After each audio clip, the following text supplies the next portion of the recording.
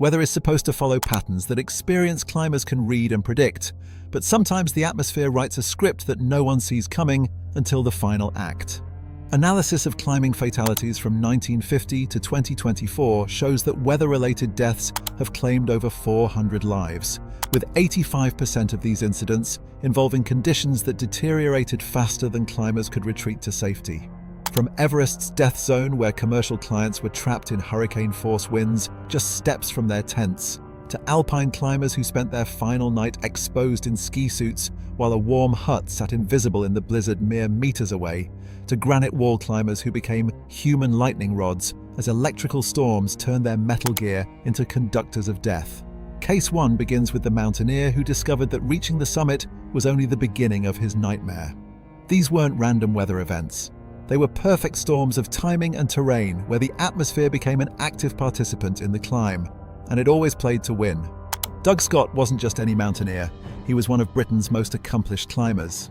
In July 1977, Scott and Chris Bonington successfully reached the summit of the Ogre after days of technical climbing through Pakistan's Karakoram range. Their descent plan involved complex rappelling down the mountain's steep faces, but then came the moment when triumph turned into a survival nightmare.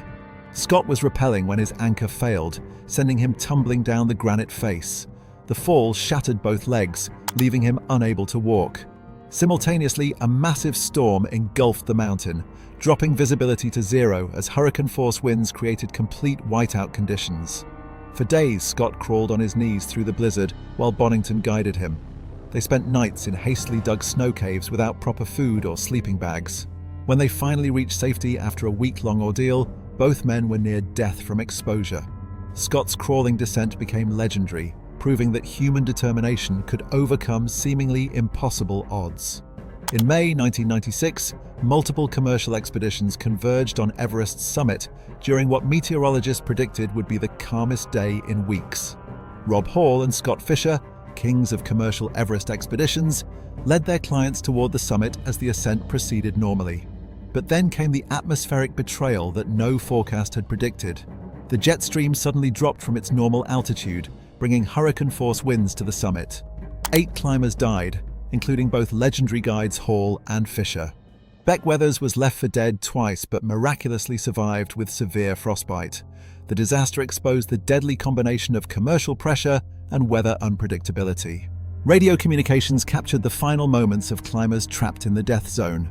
The 1996 disaster became the most analyzed weather-related climbing tragedy in history, proving that even experienced guides are helpless against atmospheric fury. In April 2018, experienced mountain guide Mario Castiglione led a group on the famous Haute route from Chamonix to Zermatt. As they approached the Vignette's hut during apparently stable weather, the group was confident and relaxed. The hut was just a few hundred meters away, visible in the clear alpine air. But then came the Foehn storm that transformed the Alps into a death trap. The warm winds suddenly shifted to a freezing, blinding blizzard. Visibility dropped to zero just as they approached the safety of the hut. Despite being within shouting distance of warmth and shelter, they couldn't find the building they had seen minutes earlier.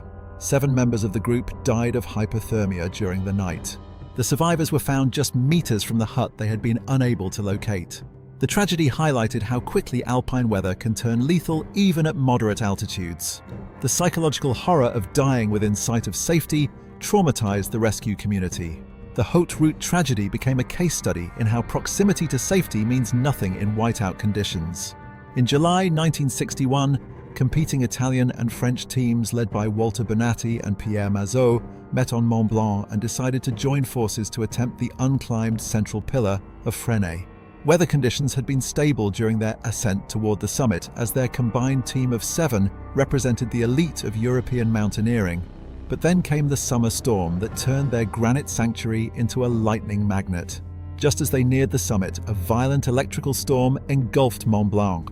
Lightning began striking the climbers repeatedly as they clung to the vertical granite face. The metal climbing gear they carried made them human lightning rods. The granite face became a conductor of electrical death as they were trapped on a vertical wall with nowhere to hide. 4 of the 7 climbers died from exhaustion and exposure during the horrific retreat. Bonatti's leadership kept the survivors alive through the week-long storm. The Fresnay Pillar disaster became a cautionary tale about the dangers of electrical storms on granite. Bonatti's survival became legendary, but the cost was devastating. In August 1974, Soviet mountaineer Elvira Shataeva led an all-female team to the summit of Lenin Peak at 7,134 meters.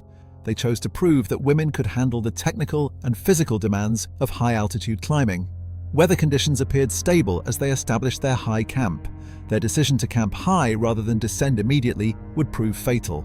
But then came the hurricane-force cyclone that no weather forecast had predicted. The storm system engulfed Lenin Peak with winds exceeding 120 miles per hour. Their tents were shredded like paper, leaving them exposed at 7,000 meters. The most horrifying aspect was that their final hours were broadcast live over radio. Base camp received transmissions as the women slowly froze to death. One by one, their voices fell silent as hypothermia claimed each team member. Shataeva was the last to speak, reporting the deaths of her teammates before succumbing herself. All 8 women died in what remains the worst tragedy in women's mountaineering history. The radio transmissions provided a real-time account of their final hours. The Pamir tragedy became a case study in the importance of immediate descent after summit success, highlighting both the achievements and risks of pioneering women's mountaineering. In December 2006, experienced mountaineers Kelly James, Brian Hall, and Jerry Cook attempted a winter ascent of Mount Hood's challenging north face. Their modern equipment included cell phones and GPS devices for emergency communication. The ascent tested their skills but proceeded according to plan as weather forecasts showed typical winter conditions. But then came the winter storm that turned Mount Hood into an impenetrable fortress. Winds exceeding 100 miles per hour created complete whiteout conditions. James was injured near the summit, unable to continue. Hall and Cook attempted to descend for help but vanished in the blizzard. The same weather that trapped the climbers also grounded all rescue helicopters.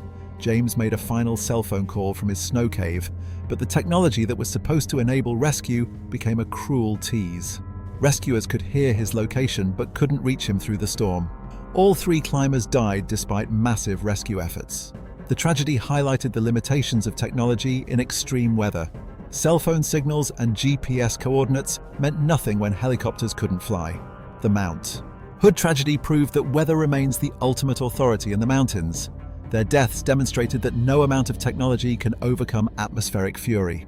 In 2002, experienced rock climbers Amy Winkle and Steve Massioli began their ascent of a technical granite spire in the Bugaboos, tackling the classic Becky Chouinard route on South Hauser Tower.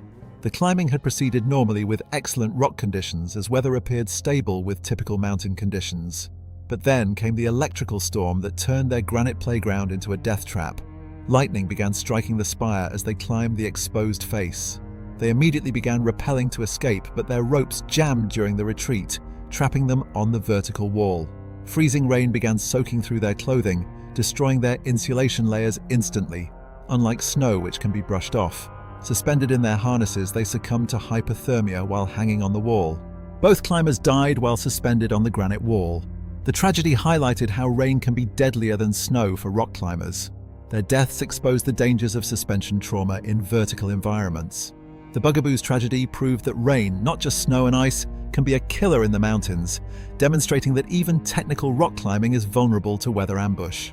If you've made it this far and you're fascinated by these atmospheric betrayals, then please subscribe to my channel. It only takes 5 seconds and it would help me tremendously on my journey. Thank you. 7 different mountains, 7 different weather systems, but one terrifying truth. The atmosphere doesn't care about your experience, your equipment, or your plans. These weren't freak weather events or unpredictable acts of nature. They were perfect storms of timing and terrain, where atmospheric conditions changed faster than human bodies could adapt or retreat. The most disturbing part? Modern meteorology, advanced equipment, and decades of experience meant nothing when the sky decided to rewrite the rules. Weather forecasts became fiction, high-tech gear became useless, and the most experienced climbers became victims of atmospheric warfare they never saw coming.